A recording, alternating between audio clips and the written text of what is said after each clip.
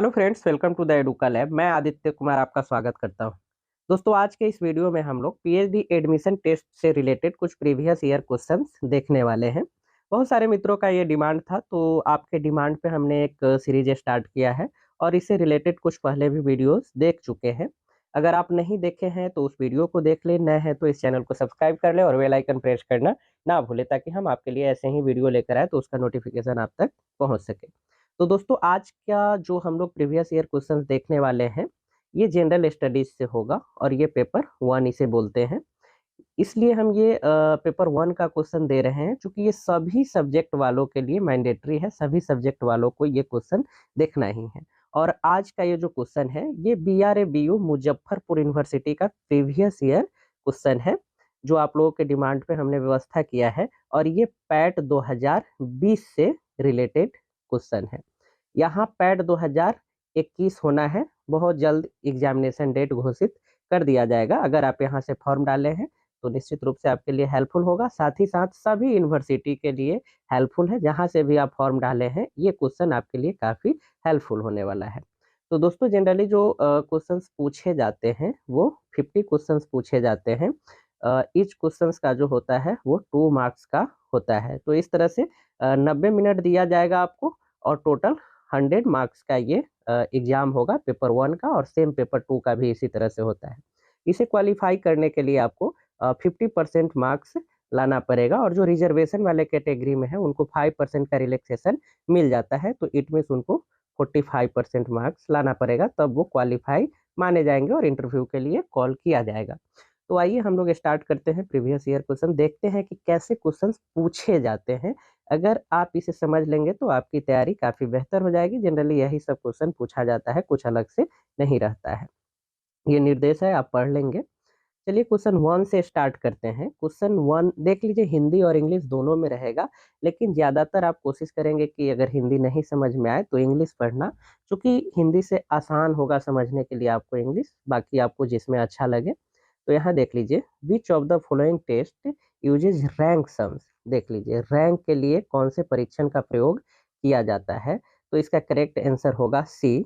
इसका correct answer क्या होगा? सी, क्रूस्कल वैलिस एंड विल्कोक्सन परीक्षण। तो ये इसका करेक्ट आंसर होगा। रैंक के लिए इसका उपयोग किया जाता है। आगे बढ़ते हैं, क्वेश्चन नंबर 2 देखते हैं। The assumption used ANOVA is. तो इसको देख लीजिए, the assumption used in ANOVA. देख लीजिए, एनोवा में पूर्वानुमान का प्रयोग होता है। तो एनोवा में अजम्पशन का प्रयोग कब होता है? तो इसको देख लीजिए, the samples must be independent. Sample को क्या होना चाहिए? स्वतंत्र होना चाहिए, इंडिपेंडेंट होना चाहिए। The variance of the population must be equal. जो पॉपुलेशन में, जनसंख्या में जो वेरिएशन है वो क्या होना चाहिए? इक्वल होना चाहिए, बराबर होना चाहिए। The population from which the sample were obtained must be normally distributed. तो ये है जनसंख्या जिसमें प्रतिचयन किया गया है, वह सामान्य रूप से क्या होना चाहिए? वितरित होना चाहिए। तो एनोवा में पूर्वानुमान का प्रयोग किया जाता है सभी के लिए। तो इसका करेक्ट आंसर क्या होगा? डी होगा। आगे बढ़ते हैं, क्वेश्चन नंबर 3 देखते हैं। क्वेश्चन नंबर 3 देख रहे हैं, आपके स्क्रीन पे दिख रहा है, which one of the following is note an example of secondary data. Data जो है वो 2 प्रकार का होता है, प्राइमरी एंड सेकेंडरी। तो इसमें पूछा जा रहा है कि कौन सा एग्जाम्पल है ना सेकेंडरी डाटा का नहीं है। निम्न में से कौन सा एक सेकेंडरी डाटा का उदाहरण नहीं है? तो इसका करेक्ट आंसर जो है वो हो जाएगा, यहाँ देख लीजिए, ये जो है न्यूज़पेपर, ये सेकेंडरी डाटा होगा। जनरल भी सेकेंडरी डाटा होगा। कंपनीज रिपोर्ट भी सेकेंडरी डाटा ही होगा। इसका करेक्ट आंसर डी होगा, स्टूडेंट थीसिस। जो स्टूडेंट थीसिस दे रहा है वो सेकेंडरी डाटा नहीं होकर वो क्या होगा? प्राइमरी डाटा होगा। आगे बढ़ते हैं क्वेश्चन नंबर 4 की ओर। यहाँ देख लीजिए, स्टैटिस्टिकल रिजल्ट्स आर। सांख्यिकीय परिणाम जो है वो क्या होता है? तो ऑप्शन देख लीजिए, टोटली करेक्ट, नॉन ट्रू, है ना, ट्रू ऑन एवरेज, है ना, उसके बाद यूनिवर्सली ट्रू। तो ये जो है ना, ये औसतन सही होता है ना, ट्रू ऑन एवरेज। तो इसका करेक्ट आंसर क्या होगा? सी होगा। आगे बढ़ते हैं क्वेश्चन नंबर 5 की ओर। इसको अच्छे से समझिए, और यही क्वेश्चन सब पूछा जाता है। आपको इससे पैटर्न पता चलेगा, फिर आप अपना तैयारी और बेहतर कर सकते हैं। इसको देख लीजिए। क्वेश्चन नंबर 5 है रिसर्च इज, रिसर्च क्या है ना, शोध है, शोध क्या है, तो इसको देख लीजिए। सर्चिंग अगेन एंड अगेन ये भी बोल सकते हैं, लेकिन ये करेक्ट आंसर नहीं होगा। ठीक है, इसको देख लीजिए। Working in a scientifically way to search truth of any problem, तो ये करेक्ट होगा।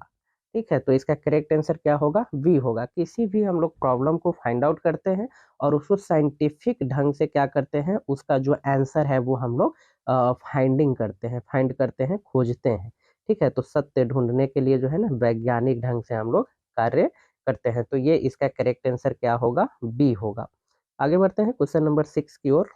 क्वेश्चन नंबर 6 आपके स्क्रीन पे दिख रहा है, which one of the following is not a measure of central tendency. यहाँ देख लीजिए केंद्रीय प्रवृत्ति का माप कौन सा नहीं है, तो ऑप्शन में है मीन, मीडियन, मोड। तो ये तो आप लोग क्लास 10 9 से ही पढ़ रहे हैं, उससे पहले से ही पढ़ रहे हैं कि ये क्या है, ये सेंट्रल टेंडेंसी का मेजरमेंट है। तो इसका करेक्ट आंसर कौन होगा, चूंकि यहाँ पूछा जा रहा है नोट अ मेजर। ठीक है, तो ये रेंज हो जाएगा। रेंज जो है वो सेंट्रल टेंडेंसी का मेजरमेंट नहीं है। आगे बढ़ते हैं question number 7, a hypothesis is, देख लीजिए एक परिकल्पना जो है वो क्या होता है। ठीक है, तो लॉ है ना, और कानून ये सब नहीं होगा। इसका करेक्ट आंसर जो है वो क्या होगा, डी होगा। ठीक है, सपोजिशंस ये हम लोग मान लेते हैं। ठीक है, तो ये हो जाएगा करेक्ट आंसर इसका डी, हम लोग मानते हैं और इसी के आधार पर रिसर्च वर्क को आगे बढ़ाते हैं। ठीक है, तो ये सपोजिशंस होगा। आगे बढ़ते हैं क्वेश्चन नंबर 8 देखते हैं। 8 आपके स्क्रीन पे दिख रहा है, which one of the following is a research tool. Research tool कौन सा है।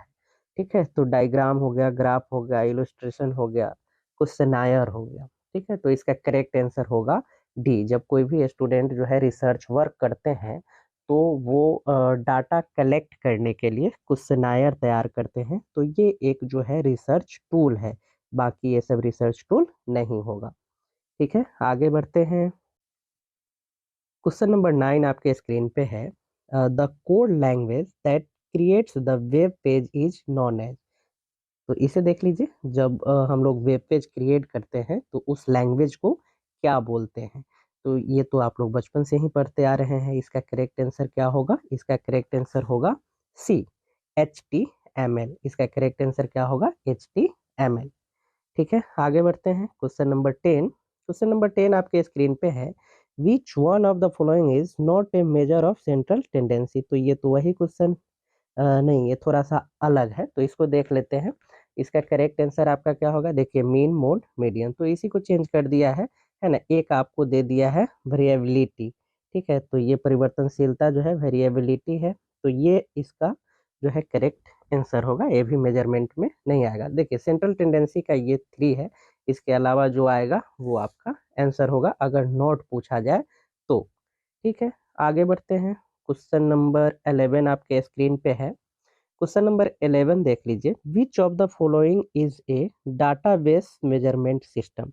डाटाबेस मेजरमेंट सिस्टम कौन सा है। ठीक है, तो ये कंप्यूटर सेगमेंट से क्वेश्चन है, तो इसका करेक्ट आंसर जो है वो MS एक्सेस हो गया। MS एक्सेस ये जो है डाटाबेस मेजरमेंट सिस्टम है, MS एक्सेस। जनरली ये वर्ड तो सभी लोग जानते हैं, एक्सेल भी सभी लोग जानते हैं, पावर पॉइंट भी सभी लोग जानते हैं, लेकिन डाटा बेस्ड मैनेजमेंट सिस्टम जो है वो MS एक्सेल एक्सेस है। जब रिसर्च वर्क आप करेंगे है ना, जब एडमिशन होगा, आप शोध का प्रक्रिया स्टार्ट करेंगे, तो इसका प्रयोग आपको करना है। आगे बढ़ते हैं क्वेश्चन नंबर 12 की ओर। क्वेश्चन नंबर 12 आपके स्क्रीन पे है, which one of the following is not a funding agency for research work. आप जानते हैं कि हमारे भारत में बहुत सारी एजेंसी है जो फंडिंग करती है रिसर्च के लिए, है ना, स्कॉलरशिप वगैरह देती है रिसर्च के लिए। तो ये पूछा जा रहा है कि कौन सा जो है फंडिंग एजेंसी नहीं है। ठीक है, कौन सा फंडिंग एजेंसी नहीं है, तो देख लीजिए council of scientific and industrial research ये भी है। CSIR जो UGC नेट के तहत जो है ना, एक नेट होता है और एक CSIR होता है। UGC भी हो गया, उसके बाद ये हो गया DBT, डिपार्टमेंट ऑफ बायोटेक्नोलॉजी, ये भी है जो ये फंडिंग एजेंसी है, रिसर्च के लिए फंडिंग करती है। तो इसका करेक्ट आंसर जो है वो हो जाएगा डी। बाकी तीनों है, तो इसका करेक्ट आंसर क्या होगा, डी होगा। नेशनल असेसमेंट एंड एक्रेडिटेशन, ठीक है, तो ये नैक हो जाएगा। आगे बढ़ते हैं हम लोग और क्वेश्चन नंबर 13 की ओर। ए नल हाइपोथेसिस, एक शून्य परिकल्पना जो है वो कब होता है, तो इसको क्या होता है, तो इसको देख लेते हैं। देख लीजिए, इसका करेक्ट आंसर जो है when there is difference between variables, ये नहीं होगा। सब्जेक्ट इन नेचर, ये भी नहीं होगा। It is the same of age of research hypothesis, ये भी नहीं होगा। ये होगा जब जो है ना, यहाँ देख लीजिए, when there is no difference, है ना, बिटवीन द वेरिएबल्स, वेरिएबल्स में कोई डिफरेंस नहीं रहे, तो उसे हम लोग क्या कहते हैं, नल हाइपोथेसिस कहते हैं। तो आगे बढ़ते हैं। क्वेश्चन नंबर 14 आपके स्क्रीन पे है। कम्युनिकेशन बिकम सर्कुलर व्हेन, ठीक है, जब संचार जो है वृत्ताकार हो जाता है, तो ये कब होता है, तो इसको देख लीजिए। द चैनल इज क्लियर, है ना, द सोर्स इज क्रेडिबल, इसका करेक्ट आंसर जो है ना ये हो जाएगा, डी हो जाएगा, ठीक है। द फीडबैक इज एब्सेंट, ये भी नहीं होगा। The decoder becomes N encoder, ठीक है, तो ये हो जाएगा, कम्युनिकेशन जो है वो सर्कुलर में आ जाएगा, ठीक है, वृत्ताकार हो जाएगा। आगे बढ़ते हैं। क्वेश्चन नंबर 15 आपके स्क्रीन पे है। To be critical thinker one must be, critical thinker कब माना जाएगा, तो ऑप्शन देख लीजिए। Analytical, practical, socially relevant, individual, satisfying. तो क्रिटिकल थिंकर कोई भी व्यक्ति तब माना जाएगा जब वो किसी भी पॉइंट पे विश्लेषण करके, एनालिसिस करके एग्जैक्ट फाइंडिंग दे पाए। तो इसका करेक्ट आंसर क्या होगा, एनालिटिकल, हिंदी में बात करें तो विश्लेषणात्मक होना चाहिए। आगे बढ़ते हैं। क्वेश्चन नंबर 16 आपके स्क्रीन पे है। वीट इज एब्रेविएटेड एज, वीट से क्या तात्पर्य है, तो इसका फुल फॉर्म पूछा जा रहा है। ये कंप्यूटर सेगमेंट का क्वेश्चन है, तो इसका करेक्ट आंसर होगा बी, बाइनरी डिजिट, ठीक है। आगे बढ़ते हैं। क्वेश्चन नंबर 17 आपके स्क्रीन पे आ चुका है, देख लीजिए। When mean, median and mode are identical the distribution is, ठीक है, तो वितरण क्या होता है जब तीनों जो है वो सदृश हो, समान हो, आइडेंटिकल, ठीक है। तो इसको देख लीजिए।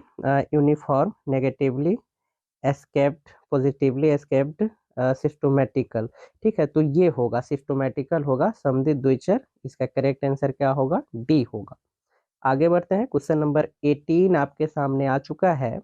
Which of the following is a relative measure of dispersion, ठीक है, आंकड़ों के फैलाव के सापेक्ष आंकड़े, डिस्पर्सन जो है, मेजर जो है ऑफ डिस्पर्सन क्या है, रिलेटिव जो है, रिलेटिव मेजर ऑफ डिस्पर्सन, ठीक है, तो इसको देख लेते हैं।